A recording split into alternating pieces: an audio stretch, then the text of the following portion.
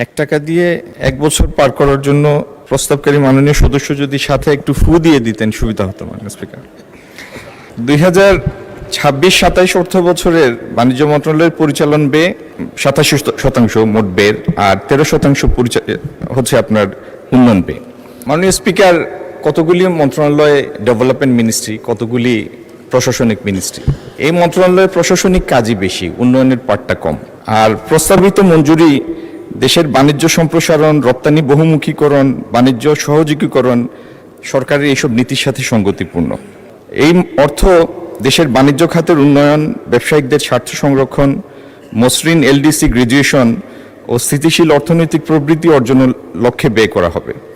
এখানে অর্থ ব্যয়ের ক্ষেত্রে স্বচ্ছতা, জবাবদিহিতা এবং নিরীক্ষার ব্যবস্থা রয়েছে।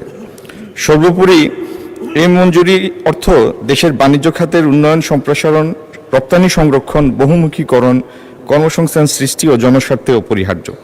তাই মাননীয় স্পিকার, এই মঞ্জুরি প্রস্তাব, ছাঁটাই প্রস্তাবগুলি প্রত্যাখ্যান করে প্রস্তাবটি গ্রহণ করার জন্য, অনুমোদনের জন্য জাতীয় সংসদে প্রস্তাব করছি।